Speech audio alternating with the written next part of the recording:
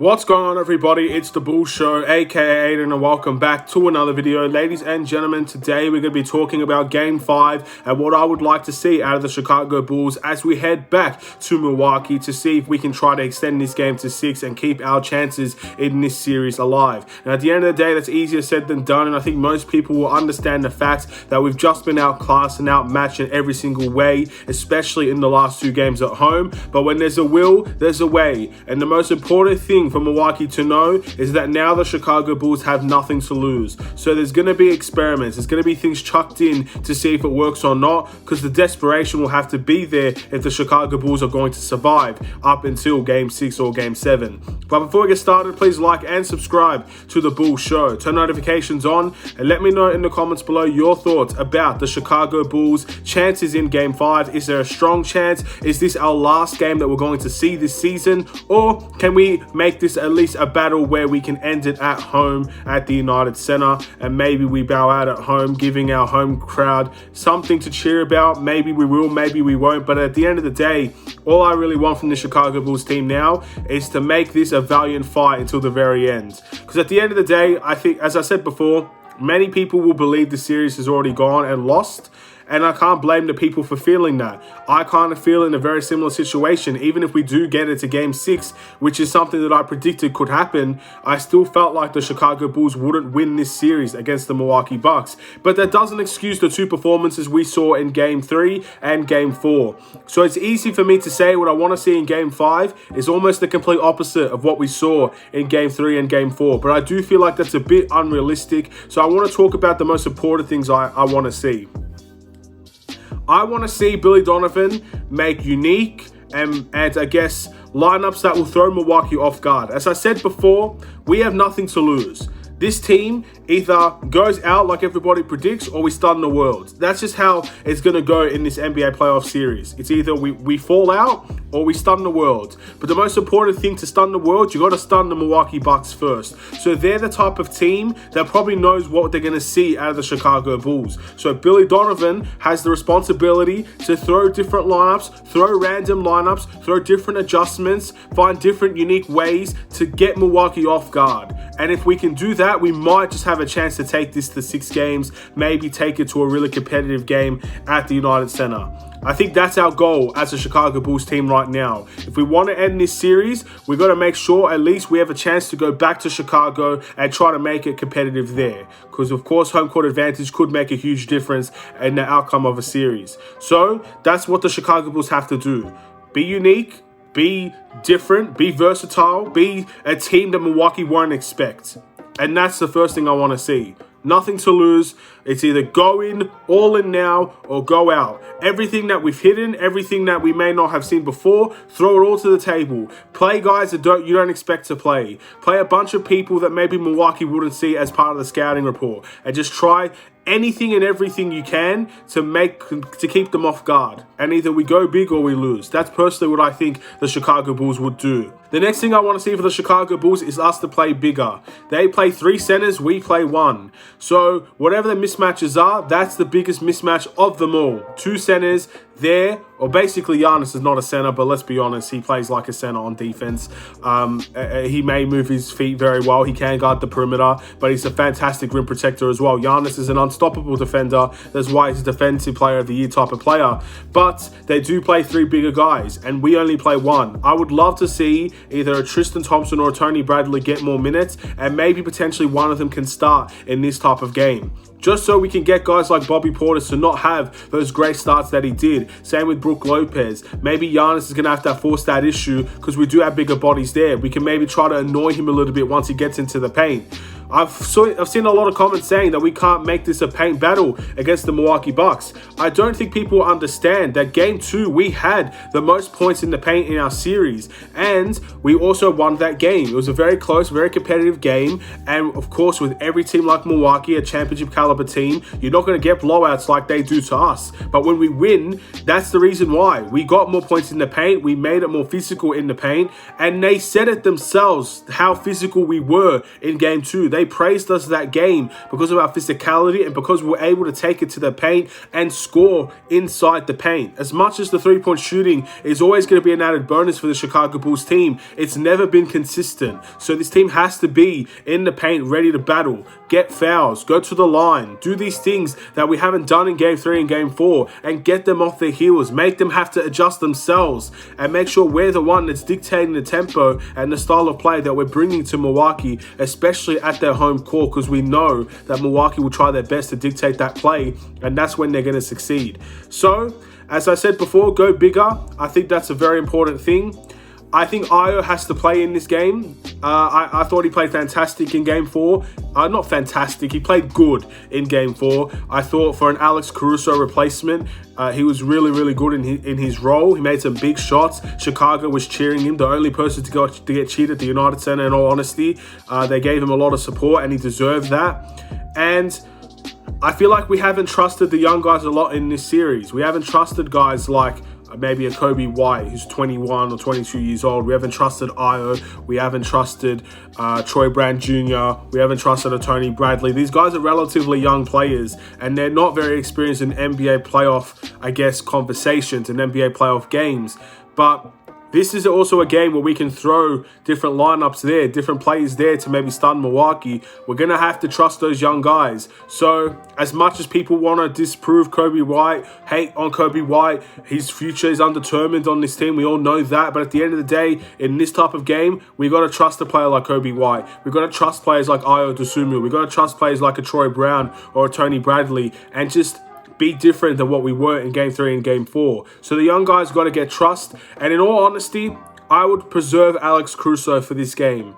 As much as Alex Caruso is a warrior and he's going to battle through everything he possibly can until he physically can't, until this team forces him to sit.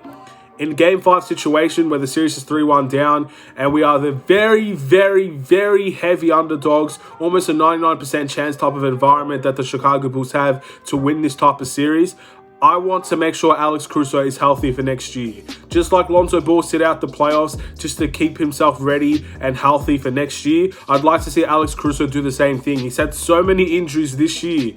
It's very unfortunate what he's been going through this entire year, and he hasn't had that really good, amazing first year like we all expected because of those injuries. But what he's done when he's here has been really, really good. But I'd like to see him be here next year at the beginning of the season, going into training camp, going into all these types of situations and preseason, stuff like that. I'd like to see him there and we can get ready for next year. If there is something going on with Alex Caruso, the last thing I want to do is make it worse for him. It's the NBA playoffs, so if the Bulls really feel like they have a chance to win a game in Milwaukee, if Billy Donovan and the coaching staff and the players do believe it, I'm sure Alex Caruso will believe it as well. I will not be surprised if we see Alex Caruso play, but me personally, I think a lot of people would probably say, make sure he's healthy for next year. Let's not make things any worse than what it already is when it comes to him and his health and his well-being. So we'll wait and see. The injury report will probably come out later at some time. I'll probably make a video about it tomorrow if we do hear anything about Alex Caruso. But that's all I'm really going to say in that situation.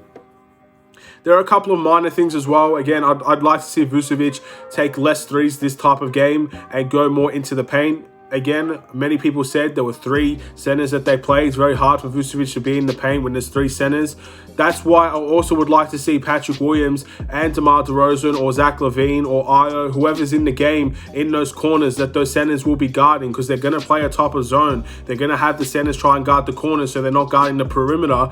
I'd like to see those guys be very aggressive and drive to the basket. I'd like to see them get one of those guys in foul trouble. Then they're going to have to force an adjustment. Maybe they play Serge Ibaka. Maybe they go in a smaller way and play a smaller lineup, and then that will give more space in the paint for the Chicago Bulls. Guys like Patrick Williams has to drive and try to get foul calls. Guys like DeMar has to try and get foul calls. Guys like Zach LaVine has to try and get foul calls.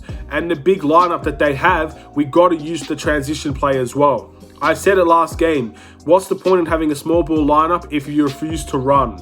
we don't play with pace. Billy Donovan said that at the end of game 3, we needed to play with more pace. I saw good pace in the first half, and then not really much else of that pace in the second half of that game. So the Chicago Bulls got to use their transition to get easy shots in the paint. And they also got to make sure the guys, whoever is in the corner, whoever's going to get that ball and is on a center, has to drive and try to make sure that there's some sort of physicality in this game. We're not afraid of their physicality, and see if we can get those foul calls. If we don't get those foul calls, then at the end of the day, I guess I'm wrong, but I do believe we can get foul calls on this Milwaukee Bucks team. I don't believe all of them are clean defenders. They're always going to have their hands up. I believe some of them will be willing to foul to stop a defender or stop an offender from going to the basket. I'd like to see the Chicago Bulls team try to exploit that. And the last thing I want to see the Chicago Bulls put a real focus on trying to stop guys like Grayson Allen. Again, he's had a struggle at home, but he's absolutely killed the Chicago Bulls team away. I think there are certain guys on this team, you have to play the percentages. There are certain guys on this team that we've simply seen in the last 2 games always needs a body on him. And Grayson Allen, unfortunately, maybe at the beginning of the season, we could have let him shoot those threes, but towards the end of the series, we can't let that happen. We have to make sure there's always going to be a guy on him. We have to stick to him like glue and make sure he's not the one that's going to be out shooting the Chicago Bulls team. And we'll have to wait and see how we go. There's just small things there. I don't think we can do all of them, but if we could do some of them, this game might be relatively competitive. But if we stick with the same way, if we don't play bigger, or we don't really see much paint production by this team, we don't get to the foul line, we don't cause foul trouble for Milwaukee, then we are going to see the Chicago Bulls team once again embarrass themselves, this time away from home, and this series will be over. There are some adjustments that simply have to be made, and we've got to surprise this Milwaukee Bucks team now, and we've got to play lineups that we might not have ever seen in the regular season in this type of series to throw something at them and to see if it works. Very similar to the fourth quarter against the Charlotte Hornets, where we had Kobe White, Io, Derrick Jones Jr., Troy Brown Jr., and I think Tony Bradley at the end. Sometimes it was Tristan Thompson. That lineup against Charlotte, we were losing the whole game, and that lineup almost gave us, I guess, it gave us some positivity in that game. We were never going to win it, but it gave us something to look at and say that lineup actually worked. That type of lineup could very much be used in a playoff series like this, where we could try to outrun Milwaukee. But I don't really know, and that's up to the coaching staff to decide. But those are the type of things I want to see. I want to see surprises. I want to see this team throw something at Milwaukee that they may just not be able to respond with. And we'll see if we can deliver. At the end of the day, it's easier said than done. The series is close to being over. And if we walk away of this season, if this is our last game that we're playing this season, please make this as a game where we can walk away with our heads held high and at least show that the Chicago Bulls team did not fall away with embarrassing losses, with lack of effort, with little to no fight, giving up too easily in a game. Please make this game competitive. I'm begging the Chicago Bulls team to put everything in their soul, if this is our last game, to make it as competitive as possible, to show some fight, and to show that at least now that we're going to be eliminated, if that's the case, there's some sort of positivity we can face next season. Some sort of decisions we can face head on. Some things we can actually enjoy about the Chicago Bulls in this current season that we're going through now that we can also look forward to next season. Please, let's just make this a competitive battle. We win, we lose, we go on to Game 6 in Chicago, or we go to Chicago and we don't play another game this season. Make it competitive. That's all I really want to see. And I'll be happy with that for Game 5. Not happy with that with the series, obviously, but happy about that at least in Game 5. Have a wonderful and safe day, Bulls Nation. Stay safe, stay healthy, stay tuned for more.